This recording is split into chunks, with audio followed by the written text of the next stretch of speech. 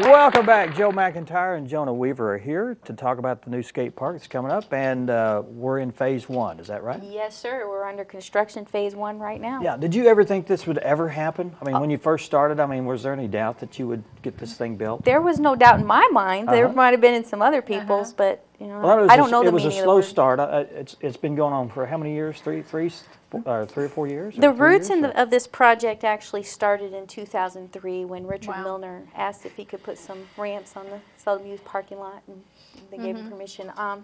Northwest Arkansas Resource Conservation and Development Council, of whom I work for, we didn't become involved until late 2006, early 2007.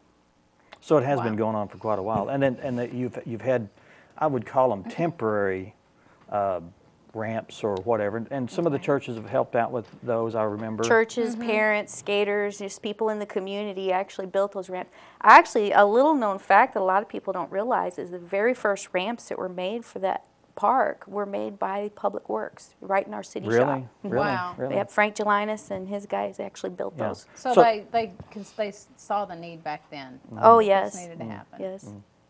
Now the area that I think most people know the construction's going on, tell people where it's at. It's on the corner of like Walnut and Central there, where the old municipal parking lot is, in front of Bob's Consignment, Mandela's. And that parking lot's probably not being used for anything anymore? That parking lot has never been used a whole lot. Even when it was built, it was never used? No, probably. it's never been used. It was kind of a waste of space, you know. About the only time anyone ever used it is if we had a big event like Crawdad Days or I guess there were homes there at one time before the floods, and so I guess they didn't want to put anything back there because of the flood issue. That was actually a little bit of we thought might be an issue for a period of theirs when they dug up the sewer lines to replace them.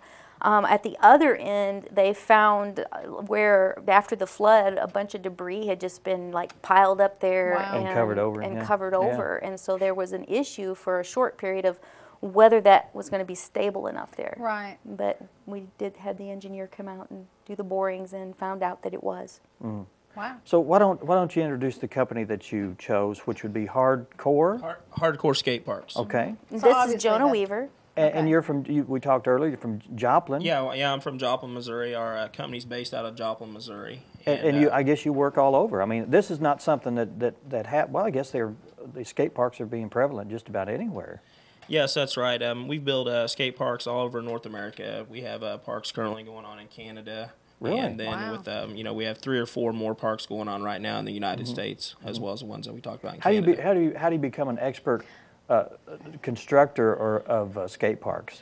It takes years of practice, and it just takes a commitment to knowing what's going on. General construction practices help out a lot, and basically just paying a lot of attention to detail and making sure that everything's done properly and done the right way. That's what we strive to do. Skate parks generally start out. You see people on skateboards and different things in like empty swimming pools. Is that kind of where it started, or? A lot of the skate parks and the skateboarding started in California with kids skating empty swimming pools and things like that. That's all they had available to them.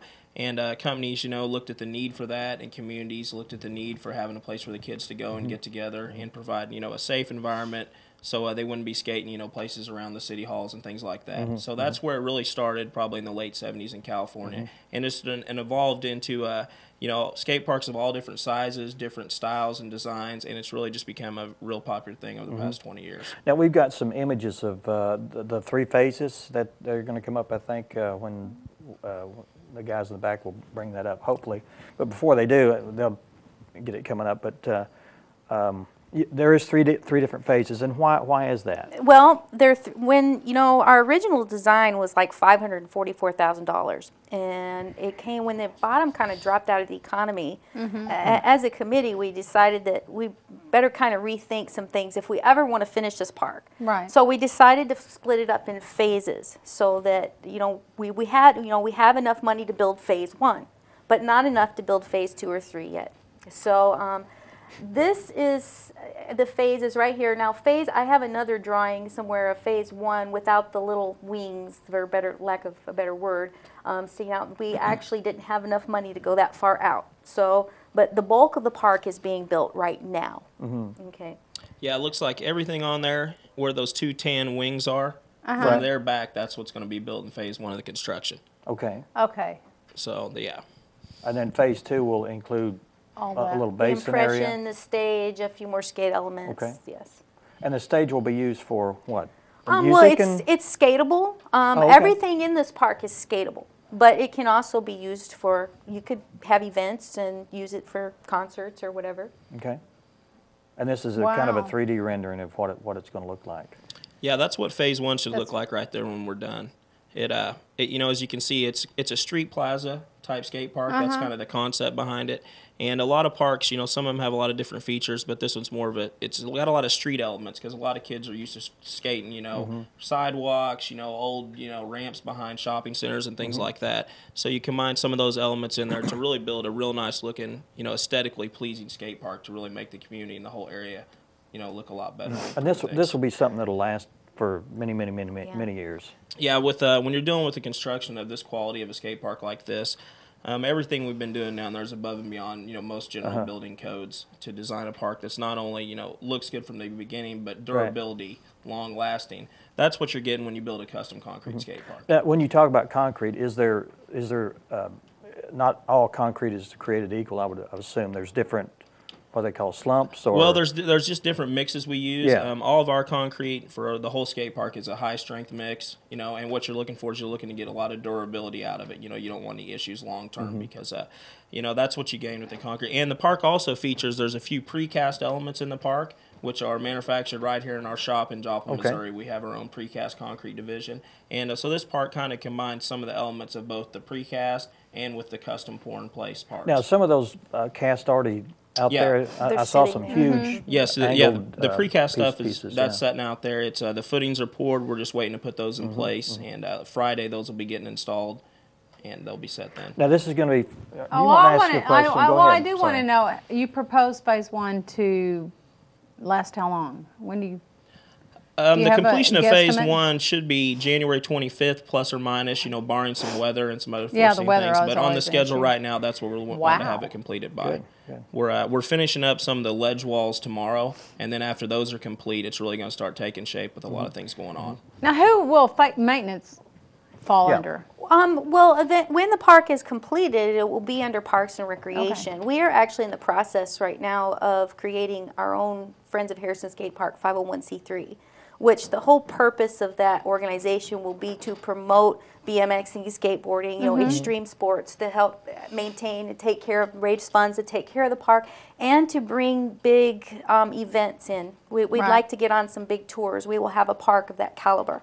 Wow. Can this be a part of a tournament or competition? Yeah, you can. There's several events you can hold here. You can have, you know, skateboarding events that you know, can draw, you know, kids and people from all over the areas to come in for different events and things like that. It'll be a caliber of park that you can do a lot of things like that with. So Awesome. Add that to Crawdad Days or whatever. Right. Well, you know, we've had our skate competition every year at Crawdad Days, except I think last year we got the weather kind of killed it. But, you know, another thing I'd like to point out about hardcore is, well, for one, they're right in our backyard. Who would have thought we had a skate park company that close? But the founders, many of the people that work, the designers, engineers, AutoCAD people, they all happen to be, or most of them happen to be skateboarders or BMXers.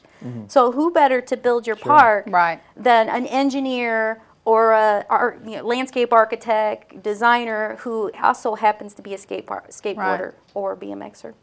Yeah, and like Joe just said, that's a key point because, you know, the skate parks foremost, we design them for the skaters. You know, they're built by skaters, you know, designed by skaters, and the skaters is the end user of them. So we want to make sure that the skate park is appealing to the skaters and they enjoy coming to the skate park. So that's what we try to build, and that's what we always end up turning out as a good product like that. That's geared for the skaters, but also, like I said, you know, it's aesthetically pleasing for the whole area. Right. You know, it's a show place down there. It's a skate park, but it's also something everybody can go and check out and want to see, and it really does look nice when they're done. And it is appealing, and people that are not necessarily associated with skating may want to stop and watch and see what goes on. Whereas before, you know, you just drive on by. So, good idea. Now, you have a website? Yes, you can check us out. It's hardcoreskateparks.com.